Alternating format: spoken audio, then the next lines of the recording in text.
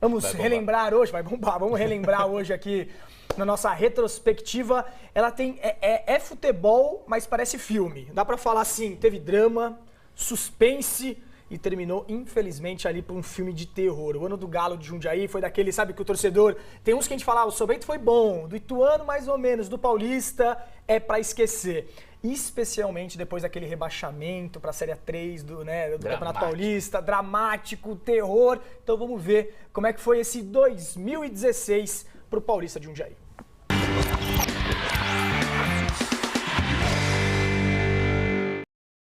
Se o ano de 2016 fosse retratado num filme, para o Paulista ele começaria com uma música assim, motivacional, e talvez com imagens de um passado não tão distante, como a do rebaixamento para a Série A2 em 2014. Tudo para mostrar ao grupo e principalmente aos torcedores que esse seria o ano da reabilitação.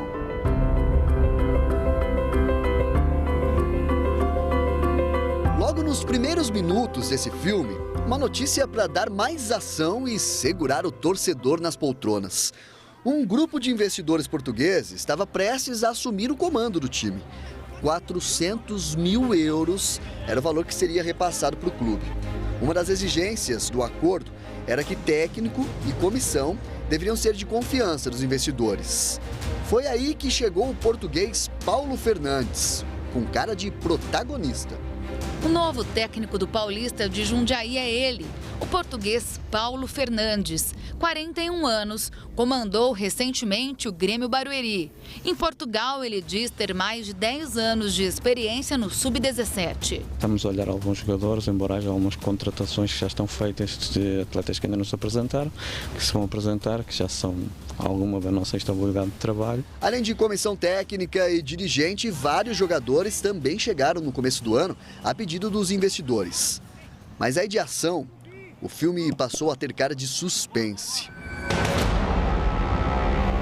Apesar de todo esse agito, oficialmente a parceria ainda não estava fechada e nenhum valor havia sido repassado ao clube.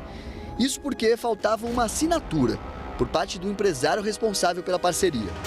Depois de ter acesso a esse documento aqui com exclusividade, a gente entrou em contato então com o empresário português Ataíde Oliveira Almeida, que resolveu se manifestar depois da nota enviada pelo Paulista no começo da semana.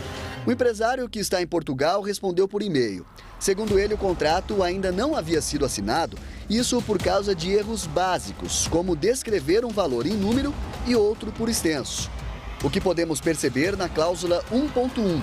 Além disso, o valor acordado, segundo o e-mail, seria de 300 mil euros no total, não 400 mil, como aparece na cláusula 1 do contrato. O presidente do Paulista reconhece os erros, os valores do contrato, mas disse que ele foi assinado em 7 de janeiro. Será que demorou tanto tempo para eles descobrirem essas divergências no contrato para não ter assinado? Não poderia ter conversado rapidamente isso? Só que enquanto essa confusão acontecia, começava o Campeonato Paulista da Série A2. Na primeira rodada em casa, o Galo de Jundiaí estreou com derrota para o Bragantino, 4-1. E o fim da conturbada parceria só aconteceu mesmo dias antes da segunda rodada. Ponto final na parte burocrática da história. Paulo Fernandes foi embora, Beto Cavalcante, que já estava por aqui, assumiu novamente o comando da equipe. Os jogadores que chegaram com a parceria entre o Paulista e investidores europeus, que não existe mais, continuam por aqui. A hora agora é de pensar na parte prática da história. Foi como se Beto Cavalcante chegasse para se tornar o super-herói do filme, para salvar o time. E não é que o Galo de Jundiaí foi até Penápolis e venceu 2-1. Essa foi uma das 6 vitórias do time na competição. O problema é que o número de derrotas foi maior, 9. Além de 4 empates.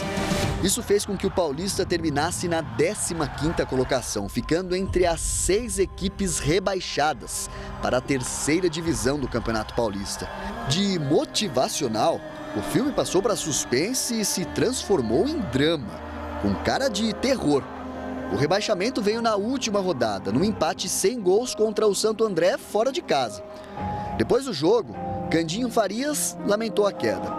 Ele havia assumido o comando do time na 14ª rodada, no lugar de Beto Cavalcante.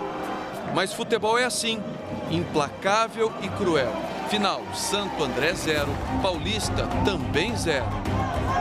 Resolver dentro de campo, eu resolvi. Foi 3 vitórias, 2 derrotas fora, 1 empate, portanto um aproveitamento de 60%. É o que eu respondo. Agora as demais situações não competem a mim. Depois disso, parecia que o torcedor estava assistindo a reprise de um filme bem parecido que foi ao ar em 2014, quando o Paulista amargou o rebaixamento para a Série A2.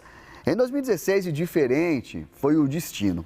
Dessa vez, a 3ª divisão do campeonato estadual. Mas o enredo continuava o mesmo. Com o fim do campeonato, surgia mais uma vez a pergunta: e agora?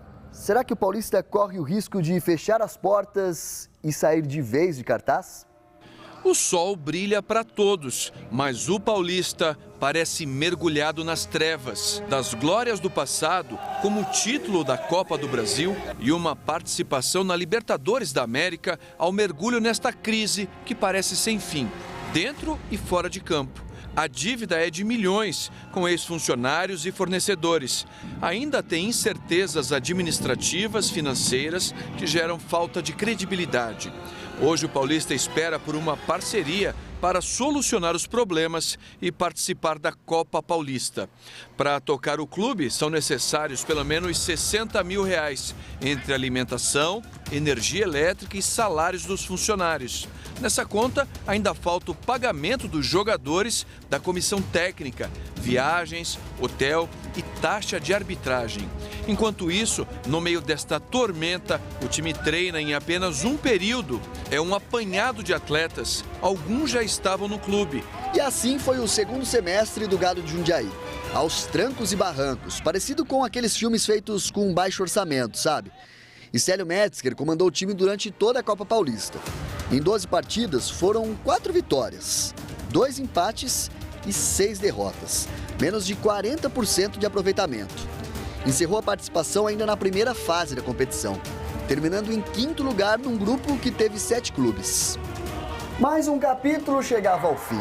Se o filme de 2016 começou com a expectativa de que seria o ano da reabilitação, terminou como um drama, daqueles que deixa bem para baixo, principalmente o torcedor mais fanático. Todos os jogos foi ruim pro paulistano, né? A maioria dos jogos foi ruim, né? Foi um dos piores jogos. O problema do Paulista foi não fazer o dever de casa, né? Se tivesse o dever de casa, não tinha caído assim esse ano. O problema é perder os jogos em casa. Para 2017, o torcedor não deve esperar um filme daqueles com indicação ao Oscar não, viu? Será, digamos, uma produção independente, com orçamento baixo. Gerente de futebol do Paulista, o Juninho, que chegou ao clube no meio do ano, depois de passar um período gerenciando a equipe do Nacional de São Paulo, sabe das dificuldades financeiras do Galo. Por isso, a montagem do elenco, que já começou a ser feita, é na base do bom e barato. A maioria dos atletas tiveram, na média, aí de 30 a 40 jogos no ano que nós trouxemos, porque a 3 ela é domingo, quarta, sem folga. Então não tem tempo para você treinar e não tem tempo nem para respirar. É viagem uma atrás da outra.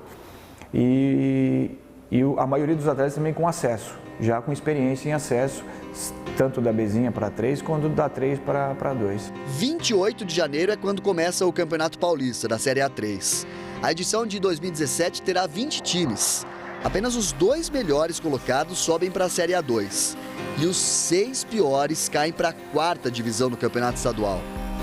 Não dá para esconder de ninguém que o próximo filme tem cara de que vai ser mais um suspense daqueles.